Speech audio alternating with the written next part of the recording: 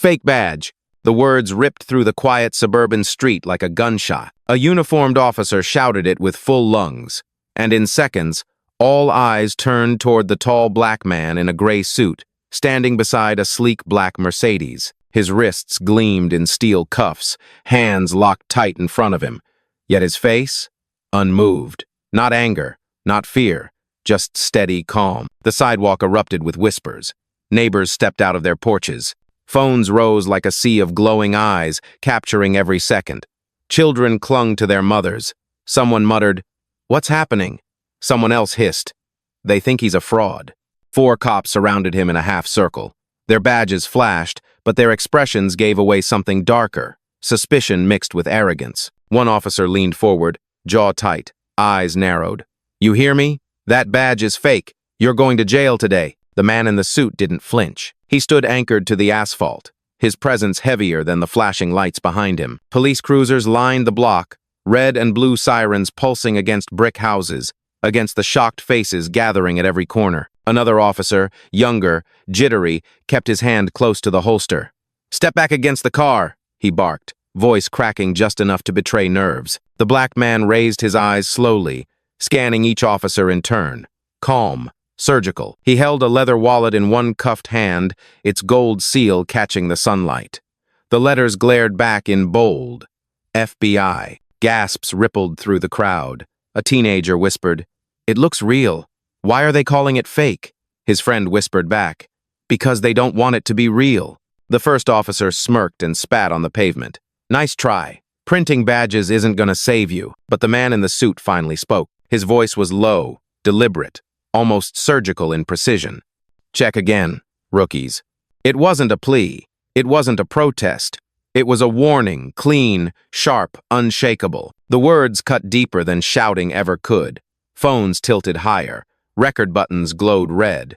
One woman whispered to her camera, "He doesn't even look scared. He knows something." Behind the officers, more sirens wailed. Backup arrived, tires screeching, doors slamming. And yet in the center of the chaos, the black man remained calm dignity wrapped in steel cuffs, authority bound but unbroken. Before we continue, where are you watching from? Drop your city or country in the comments below. And if you believe in dignity and justice, hit like and subscribe. These stories spark change. And we're glad you're here. Now, back to him. The officer tightened his grip on the cuffs, yanking the man's arms higher. "You're under arrest for impersonating a federal agent," he snapped, his voice pitched loud enough for every camera in sight. Laughter trickled from his partner. "Bet he rented that suit, too." The man didn't resist. He didn't beg. He simply lifted the badge higher, its golden crest reflecting into every lens pointed at him. Then, with eyes locked on the officer pressing him down, he said it again. Softer, steadier, sharper. Check. Again. And that was the moment the crowd shifted. Gasps turned into murmurs. Murmurs into questions. The kind of questions no badge, no siren, no uniform could silence. The air was charged. The storm was coming. The cuffs stayed tight, but his silence spoke louder than metal. Neighbors thought they were watching a random traffic stop. What they didn't know was that the man in the gray suit wasn't just another driver in the wrong place at the wrong time. His name was Jordan Miles. To the officers, just another black man behind the wheel of a luxury car. To the cameras, a mystery. But behind that still face lived a history of building, breaking, and rising again. Jordan wasn't born into power. 20 years ago, he was the kid bussing tables at a diner in Newark, saving dollar bills to pay for textbooks. At 25, he was the young entrepreneur laughed out of his first loan meeting because the banker couldn't believe he was the applicant. At 30, he was the founder of a security tech firm that turned into a multi-billion-dollar defense contractor. And by 42, he was both a CEO and a federal agent trusted with the kind of clearances these rookie cops couldn't spell. And yet, here he stood, bound in cuffs on his own street. The irony wasn't lost on him. Just an hour earlier, Jordan had driven home from a meeting with federal auditors. He had parked his car clean, legal, polished to a mirror finish. The only crime visible was his skin in a suit too sharp for the assumptions that followed him. One officer sneered, "Who wears a tailored suit just to drive around the suburbs?" Another chuckled under his breath. Probably borrowed. Their tone wasn't policy, it was prejudice. Jordan remembered hearing that same tone at 23, walking into a dealership with cash in hand and hearing, "You don't look like you can afford it." He had walked out that day not because he couldn't buy the car, but because he realized he would one day buy the whole building instead. Now, the cycle repeated, same eyes, same doubt, different stage. A teenage girl in the crowd whispered to her phone, "He's not saying anything. He's too calm. He's somebody." And she was right. Calm wasn't weakness, it was strategy. Jordan had spent his entire life weaponizing composure. He never raised his voice in boardrooms. He never begged in negotiations. He let silence do the heavy lifting. Today would be no different. The officers mistook his stillness for submission, but Jordan knew better. Stillness was his strongest move. A neighbor shouted from across the street, "Let him go! He showed you the badge!" The officer snapped back, "Stay out of it!" His voice cracked under the weight of eyes and cameras. The truth was slipping already. Jordan's gaze never left the asphalt, not because he was broken, but because he was calculating. Every second was being recorded. Every insult, every shove, every word. Soon, it wouldn't just be him versus 4 officers. It would be him plus the entire internet and the law that actually carried his name on the inside. Behind the calm exterior, one thought burned clear. I've lived this scene before. I know how it ends. And this time, the ending belongs to me. The cuffs clinked as one officer shoved Jordan forward, pressing him against the hood of his own Mercedes. The polished paint reflected the chaos, flashing red-blue sirens, restless neighbors, and 4 uniforms circling like predators that had cornered prey. "Spread your legs," the lead cop barked, his hand pushing down harder than procedure required. His partner chuckled. "What's the matter? Don't like the suburbs checking ID?" Jordan said nothing. His silence wasn't surrender, it was a mirror. And what the officers saw in that mirror unsettled them. Phones lifted higher. A woman in yoga gear muttered, "Why are they roughing him up? He didn't fight." A man in a baseball cap whispered to his buddy, "That badge looked real. Why would anyone fake that in front of a whole neighborhood?" The officer yanked the badge again, holding it between 2 fingers like trash. "This? Counterfeit. Printed off some website." He waved it for the cameras, smirking. "See? He thought he could fool us." Gasps spread through the crowd. A young boy clutched his mother's hand, eyes wide. "Mom, is he really fake?" She shook her head slowly, voice low. "No, baby. That's not what's happening here." Another cop stepped in, younger, nervous energy buzzing off him. "Let's just book him, run prints downtown." His superior cut him off sharply. "No. We make an example right here. People need to know impersonating federal officers won't fly." The irony stung. The man they were trying to make an example of was the very definition of the authority they claimed to defend. Jordan finally lifted his eyes, steady and unshaken. His voice came measured, controlled. "You've made your point. Now run it." The officer scoffed. "Run what? That fake ID?" "No," Jordan replied calmly, eyes cutting through him. "Run my name." The words dropped like weight in the air. Even the crowd hushed, waiting. The officer hesitated for half a second, then shook his head. "Not wasting our system on you." Whispers grew louder behind the phone cameras. "Why won't they run it? Afraid of what they'll find," a neighbor muttered. The youngest cop looked uneasy. His gaze darted between the badge, the crowd, and Jordan's eyes. For a second, it looked like doubt was winning, but his superior snapped, "Don't just stand there, tighten the cuffs." The metal bit harder into Jordan's wrists. The crowd flinched with him, though he never winced. He'd learned long ago that showing pain only fed the narrative. Better to stand still, even as steel cut skin. "Man's in a tailored suit, standing calm as stone," a teenager filming whispered. "That's not a fake. That's real power." Jordan breathed slow, steady. He remembered the first time cuffs gripped his skin 20 years ago. Mistaken for a thief in a store he was actually trying to invest in.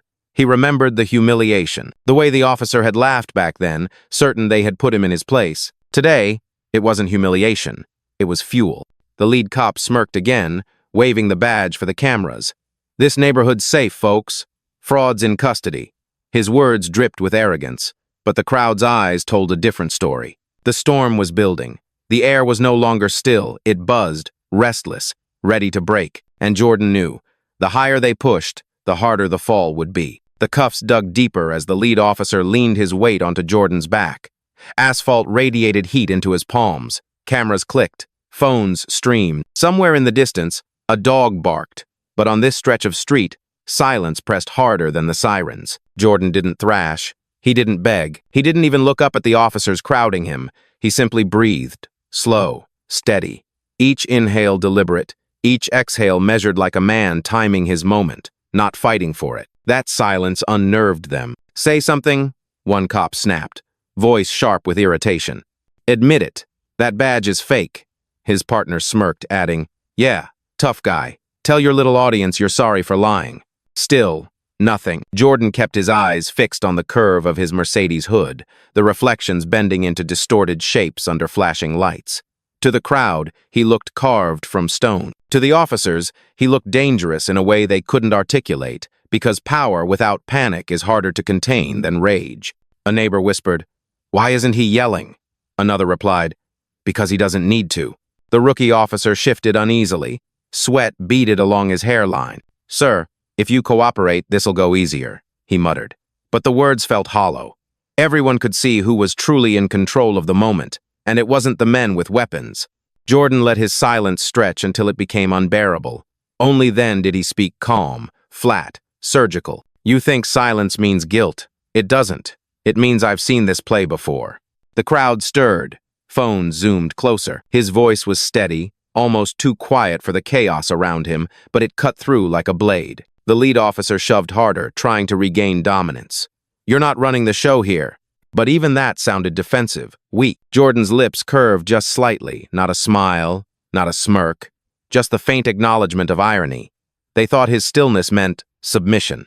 In truth, it was strategy. The less he fought, the more their aggression stood naked before dozens of witnesses. One woman recording whispered into her mic, "Look at him. He's not resisting. They're the only ones escalating." Jordan closed his eyes briefly. For a second, he wasn't on that street. He was 26 again, standing in a bank lobby while a manager shouted for security over a deposit he had lawfully made. He had stood still then, too, because he knew silence sometimes writes the loudest record. Back in the present, the rookie officer spoke again, softer this time. "Sir, maybe we should verify." The lead shot him a glare sharp enough to cut. "No, he's playing us." Jordan opened his eyes. Calm, heavy, unshaken. He turned his head just enough for the nearest phone to catch his profile. His words dropped like a hammer. "You mistake silence for weakness. That's your last mistake." Gasps rippled through the crowd. Someone whispered, "Did you hear that?" Another said, "He's not scared." They are. The air shifted. Authority no longer sat fully in the hands of the uniforms. It pulsed in the stillness of the man they had cuffed. And in that moment, it was clear. The storm wasn't coming. It was already here. The street had become a stage. Red and blue lights washed over brick houses, over manicured lawns, over the growing semicircle of neighbors pressed shoulder to shoulder. What started as curiosity was now conviction. Dozens of phones glowed, recording every second. A teenage boy angled his camera higher, whispering into the mic, "This is going viral. They cuffed a man in a suit for no reason." His friend added, "And that badge? It looked real to me." "They're lying." On the opposite curb, an elderly woman in a floral dress held her phone with both hands. Her voice shook, but it carried, "He hasn't moved. He hasn't raised his voice. Why are you treating him like a criminal?" The officers stiffened, hearing the crowds shift. The lead cop barked, "Step back. Everyone back up." His words ricocheted, but no one moved. The phone stayed up, higher now, like a wall of silent resistance. Jordan lifted his head just slightly. Eyes sweeping across the faces, neighbors, strangers, kids, parents, all of them watching. He didn't nod, he didn't signal, but something passed between him and them. A recognition. They saw the injustice. He saw their eyes. That was enough. From somewhere near the back, a young woman in a hoodie shouted, "Run his name! You're scared of the result!" The crowd murmured in agreement. The rookie officer's jaw tightened. His eyes flicked toward the badge still clutched in his partner's hand. For a flicker of a second, doubt lived there. The crowd caught it. A man near the front said loudly, "Even he knows it's real." Phones inched closer. Live stream comments rolled across screens, hearts, angry emojis, hashtags forming, number, check the badge. The lead officer sneered at the cameras. "Don't believe everything you see online. This is protocol." But the crowd answered for him. "No, it's not," someone yelled. "Protocol is to verify." Another voice cut in. Why you scared to type his name in? The officers exchanged glances, pressure mounting like heat under armor. Jordan remained still, but inside, he noted every word, every protest, every crack in their authority. He had seen power turn before. It always started this way, not with fists, but with witnesses. A little girl clutched her father's leg, eyes wide. "Daddy, why are they hurting him?" The father bent low, voice low but firm. "Because they don't see who he is yet, but they will." The crowd wasn't passive anymore. They weren't just recording, they were testifying in real time. Each voice, a piece of evidence, each lens a mirror held up to the abuse unfolding. And through it all, Jordan stood cuffed but unbroken, the calm center of a storm now larger than the officers could contain. For the first time, the lead cop's command faltered. Back up," he repeated, but his voice cracked, thin against the rising tide of witnesses. And in that moment, it became clear. The street didn't belong to them anymore. It belonged to the truth, and the truth had an audience. Tires screeched at the corner. Another cruiser swung in fast, doors flinging open before the engine fully stopped. Out stepped a taller officer, stripes across his sleeve, jaw set like concrete. A supervisor, authority in a pressed uniform. He scanned the scene, flashing lights, cuffs locked on a man in a suit, a crowd buzzing like a live wire. Then his gaze locked on Jordan. "This the guy?" he asked flatly. "Yes, sir," the lead answered, holding up the badge like a trophy. "Claims he's FBI. Total fraud. We caught him." The supervisor stepped closer, eyeing the badge without touching it. His lip curled. "That's laughable. Look at him." His voice carried deliberately, loud enough for the crowd. "Real agents don't show up in shiny cars and suits like they're headed to prom. This is a con." The words landed heavy. Gasps echoed through the line of phones. A woman muttered, "That's not an argument. That's an insult." Jordan's face didn't move. He had heard this tone before, the tone that wasn't about facts, but about erasure. The supervisor leaned in close, speaking sharp into Jordan's ear. "You thought a badge and a suit would buy you a seat at the table. Not today." He straightened, then barked at his team. "Hold him. We're not wasting time running his name. We all know the type." That phrase, "the type," spilled into the crowd like gasoline. Murmurs turned to outrage. Someone shouted, "What type? Say it." Another added, "We're recording everything." Phones zoomed tighter. Streams filled with angry comments. Number the type was already trending. The rookie officer, sweat shining at his temple, opened his mouth. "Sir, maybe we should—" The supervisor cut him off like a whip. "You questioning me? You want to stand with him? Or with your badge?" The rookie froze. Silence from him was safer, but the hesitation was noticed. The crowd murmured louder. "Even the young one doesn't buy it." The lead cop yanked Jordan's arm higher for show. "Hear that? Not even worth the system check. Fraud's obvious." A teenager shouted back, "If it's obvious, why you scared to prove it?" Laughter rippled, bitter and sharp. The supervisor's jaw tightened. He turned toward the crowd. "Back off. You're interfering with an investigation." But his voice didn't dominate, it cracked against the sheer weight of witnesses. Jordan finally lifted his head, eyes locking on the supervisor. Calm, surgical. He spoke only 4 words. "Truth doesn't need permission." The crowd roared. Phones caught every syllable. The supervisor's face drained just a shade, but he masked it with a snarl. "He's playing you all, a liar in a rented suit. Don't be fooled." The tension thickened. This wasn't about cuffs anymore. It was about erasing or revealing identity, about truth cornered in plain sight. And Jordan stood at the center, silent no longer but still unbroken. The crowd pressed closer, phones raised like lanterns. The supervisor's jaw flexed as if he could hold power by force of will alone. Then, without warning, he snapped his hand out, grabbed Jordan's badge, and flung it hard against the asphalt. Metal hit pavement with a sharp clang. Gasps rippled through the crowd. A young woman shouted, "That's destruction of evidence!" Her live stream caught every frame. Jordan's eyes followed the badge as it skidded under a police cruiser tire. He didn't flinch, but inside, the insult cut deeper than steel cuffs ever could. The lead cop shoved him harder against the hood. "You hear me now? Fraud. Nothing but a fraud." His voice was laced with triumph, but it sounded desperate, thin. Another officer, the one with nervous hands, tried to interject. "Sir, maybe we should just—" "Shut up!" the supervisor barked, his voice cracking like a whip. He turned back to Jordan, lips curling. "Men like you think you can fool the system. Flash a car, flash a suit, and we're supposed to salute? Not today. Not in my city. The words "men like you" hit the crowd like a siren. Murmurs grew sharp, angry. Someone yelled, "We know what you mean." Another voice rose, "Say it louder for the cameras." The supervisor ignored them, gripping Jordan's shoulder and yanking him upright. The cuffs bit deeper, the metal ringing as Jordan's arms twisted. A child cried out from the curb, "Stop hurting him!" Her father pulled her close, eyes burning. Phones shook with fury in steady hands. Live stream comments poured faster. "This is abuse. He's too calm to be fake. Run the badge." Then came the moment that shifted everything. The supervisor ripped open Jordan's jacket pocket, yanking free his phone.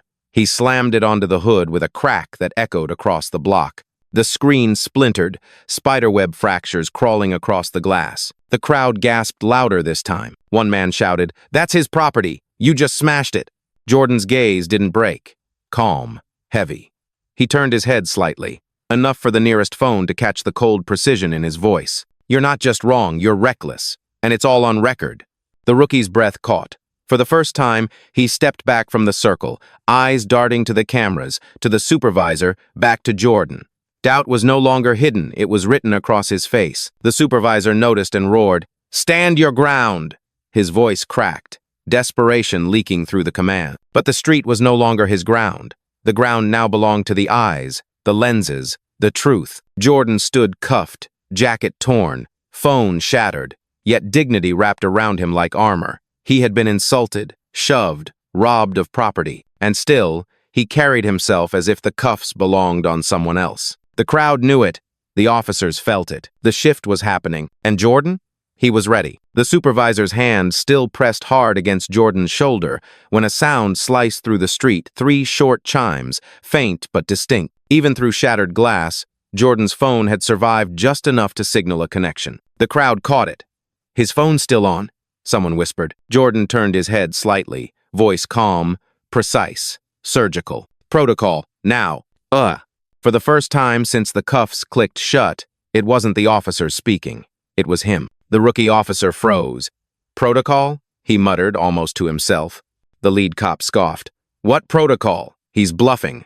But before the sneer settled, a crisp female voice echoed from the cracked phone speaker. "Understood, Mr. Miles. Initiating verification sequence. All channels live." The words landed like thunder. Phones in the crowd shook as people zoomed in on the fractured screen. "Did she just call him Mr. Miles?" someone asked aloud. Another whispered, "That's not how you address a con." The supervisor's jaw locked, eyes narrowing. "Who the hell is that?" Jordan didn't look at him. He spoke calmly, almost softly. "You've just been logged. Every word, every shove, every insult. The Bureau has it now." Gasps rippled outward. The crowd's murmurs swelled like waves. On the phone, the voice continued. Steady, official, undeniable. Live stream connection established. Internal Affairs notified. Cross-checking badge serial, valid. Federal clearance confirmed. The rookie officer stepped back, eyes wide. "Sir, it says valid." The supervisor snapped, "Shut your mouth!" But his voice wavered. His grip slipped. The confidence that carried him through insults and destruction was cracking. Jordan straightened as much as the cuffs allowed, his presence rising taller than the uniforms that surrounded him. He didn't need to shout. His composure was louder than rage. "You thought silence was weakness," he said evenly. "You thought property was power. You thought breaking my phone would end this. But the record isn't here." He tapped the cuffed wrist gently against his chest. "It's here, and it's already out." Phones in the crowd buzzed with notifications, social feeds flooded with clips. The hashtag that had started minutes earlier now burned brighter. "Check the badge" was trending nationwide. A woman near the front wiped tears from her face, whispering, "He's turning it around. He's really turning it around." The supervisor looked around, suddenly aware of just how many lenses were locked on him. His authority shrank with every click, every red recording dot. He tried to summon control, but the words came out hollow. This doesn't prove anything." But it did. Everyone could feel it. Jordan lifted his cuffed hands, the steel glinting under the sirens. Calm, resolute, unbroken. His final words in that moment carried like a verdict. "Check again, rookies, because this time you're the ones on trial." The crowd erupted. Cheers, shouts, voices rising in unison. For the first time all night, the officers weren't the center of power. The man in cuffs was, and the storm had officially turned. The cuffs still cut into Jordan's wrists, but in that moment they looked less like chains and more like props, evidence of how blind power can be. The supervisor's face was pale now, lips pressed tight, as if silence could rewind what the crowd had already seen. Jordan straightened his back, every inch of his 6-foot frame commanding the street. He turned his head, scanning the rows of cameras pointed at him. The hush that followed felt electric. When he spoke, his voice was steady, deep, each word a hammer striking steel. My name is Jordan Miles, CEO of Horizon Defense Systems, federal contractor, and more importantly, special agent, United States Bureau of Investigation. Gasps tore through the crowd like thunder. Phones shook in hands. A man shouted, "He said CEO!" Another voice rose, "He's FBI!" The rookie officer blinked, mouth opening, then snapping shut again. His hands trembled at his sides. Jordan continued, his tone never rising, yet heavy enough to silence the murmurs. "You called me a fraud in front of witnesses. You broke my property. You tried to erase me with cuffs and insults. But here's the truth. You just laid hands on a federal agent and a man who funds half the tech in your precinct." The words hit like a detonation. The lead officer's smugness evaporated. His eyes darted to the badge under the cruiser, then to the crowd, then to his supervisor. The supervisor tried to recover. "This is a setup. He's making it up." But the phone on the hood crackled alive again. The female voice, clear and sharp, spoke for all to hear. Verification complete. Jordan Miles. Federal clearance. Alpha 7. Active agent. Identity confirmed. The crowd exploded. Cheers, shouts, chants of, "We knew it!" and "Check the badge!" filled the air. Jordan turned slowly, his cuffed hands lifting, steel flashing under the sirens. His eyes locked on the supervisor. Calm, surgical, unforgiving. "You didn't just disrespect me. You disrespected the office I represent. And the people you swore to protect." Every phone caught the supervisor's face, draining color. His lips moved, but no words formed. A teenager live streaming whispered breathlessly, "This is insane." The cops cuffed a federal agent on camera. His comments flooded with fire emojis, disbelief, and praise. Jordan took a single step forward, as much as the cuffs allowed. His voice carried across the crowd, not loud, but impossible to ignore. "You thought you owned this street? But this street, this night, this record now belongs to me." The crowd erupted again, their energy turning the block into an arena. For the first time, the cuffs no longer looked like control. They looked like evidence, proof of arrogance, of prejudice, of the mistake that would define the night. And standing at the center of it, Jordan Miles wasn't just the man in the suit anymore. He was the storm itself. The street detonated with noise, cheers, shouts, chants, an eruption of voices rising against the thin wall of uniforms. Phones thrust higher, streaming every flicker of fear crossing the officers' faces. The rookie stepped back fully now, sweat dripping as he muttered, "Oh God, he's real." His voice wasn't meant for the cameras, but it was caught anyway, broadcast live to thousands. The lead officer's bravado cracked. His hand shook on Jordan's arm, then dropped entirely as if the cuffs themselves burned. He stammered, We didn't know." "You didn't want to know," a woman shouted from the crowd. Her live stream zoomed in tight on his trembling hand. Comments poured in, "Cowards. They tried to bury him. Number justice for Miles." The supervisor's face was stone, but not the kind that commands. It was the brittle mask of a man cornered. He barked, "Everyone, calm down. Step back. This is official business." But the words didn't land. Not anymore, because official business was standing in front of them, wrapped in cuffs they'd placed on the wrong man. The crowd surged closer, no longer whispering, no longer passive. "Uncuff him!" they roared. A chant began, "Uncuff! Uncuff! Uncuff!" Phones shook with the rhythm, comments flying faster than anyone could read. A teenager shouted into his stream, 20,000 live right now! They're seeing everything!" The lead officer looked at his supervisor, eyes begging for instruction. The supervisor hissed, "Hold your ground!" But his voice cracked, thin against the tidal wave of witnesses. Another officer, the nervous one, finally broke. He pulled at his own collar, muttering, "We're done. We're so done." Jordan stood taller, dignity radiating through the steel that bound him. His calm had turned lethal, not with fists, not with threats, but with truth. He lifted his eyes to the nearest phone lens. For the first time all night, he acknowledged the audience directly. "You're watching the moment silence ends, remember it." The crowd roared like thunder. The supervisor tried again, shouting above the chaos, "This is misinformation. He's lying to all of you." But before the words could settle, the phone on the hood chimed again. The female voice cut clean through the noise. "Incident report logged. Officers identified. Live record transmitted to Federal Command." Silence fell for a split second. The words carried more weight than any chant. The rookie officer's knees nearly buckled. The lead muttered under his breath, "We're finished." The supervisor's mask shattered. His eyes darted to the cameras, then to Jordan, then to his own men. Every escape route had closed. The crowd cheered louder, phones flashing like fireworks. Someone shouted, "We're witnessing history." Another cried, "This is justice in real time." The balance had shifted completely. The uniforms no longer commanded the street. The man in cuffs did. The chant still thundered, "Uncuff, uncuff, uncuff," when Jordan tilted his head toward the cracked phone lying shattered on the hood. Despite the fractured screen, the voice came through, crisp and steady. "Agent Miles, Federal Command online. Do you require escalation?" The words froze the block. Even the chanting stumbled. Every officer stiffened as though the voice itself carried handcuffs. Jordan breathed in, shoulders rising slow, measured. Then he spoke, calm and cutting. "Escalate. Immediate suspension of all involved. Badge IDs logged." "Yes, sir," the voice replied. "Processing now." The supervisor lurched forward. "You don't have the authority." But he stopped cold as his radio crackled violently. A robotic chime cut through, followed by the words, "Officer Unit 417 access suspended. Return credentials immediately." The lead officer's radio echoed next. "Unit 392, suspended. Credentials invalid." One by one, the radio sang the same verdict. The men who had dragged Jordan in cuffs were being stripped in real time, their authority collapsing with each chime. The rookie staggered back, whispering, "It's happening. It's real." His hands shook as his badge lit red, denied access. The look on his face wasn't anger, it was raw fear.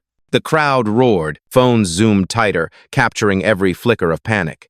"They're being suspended live," one streamer shouted. Comments flooded. "Justice! This is history! Power without screaming!" The supervisor clenched his fists, jaw tight. He tried to salvage dignity. "This isn't legal, this is intimidation." Jordan turned to him, calm as stone. His words dropped like a blade. "No, this is accountability." The supervisor's radio chimed next. His face drained color. The voice on the other end was merciless. "Unit 201, immediate suspension.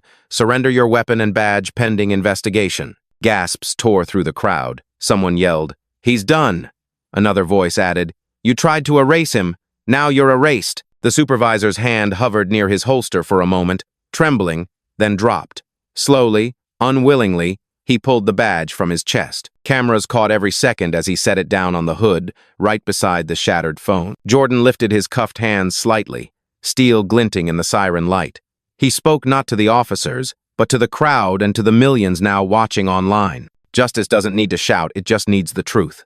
The crowd erupted. Cheers broke the night wide open. Strangers hugged, phones shook with celebration, and chants of "Miles, Miles, Miles" echoed down the block. The officers stood hollow, stripped of power, badges surrendered, authority dissolved under the very lights they once commanded. And Jordan, still in cuffs, stood taller than all of them, because tonight, the cuffs weren't his shame. They were theirs.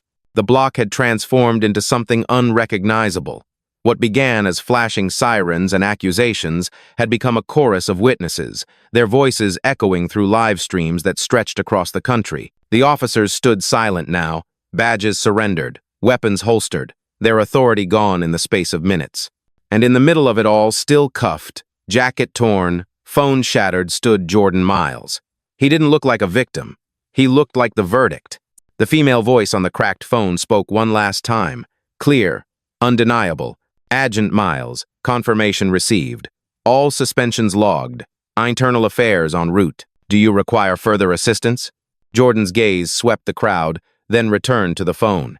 His answer was calm, final. "No, justice is already here." The words rippled outward. Applause erupted. Strangers clapped. some with tears in their eyes, others shouting his name into their streams. The chant shifted, no longer demanding, "Uncuff." Now it carried a new rhythm, "Justice, justice, justice." The rookie officer stepped forward, trembling, keys shaking in his hand. He unlocked the cuffs slowly, as if releasing a man who had never truly been bound. The steel clattered against the hood and rolled to the pavement with a hollow ring. Gasps turned into cheers. Someone shouted, "Free at last!" Another voice, "He never needed freeing, he was free the whole time."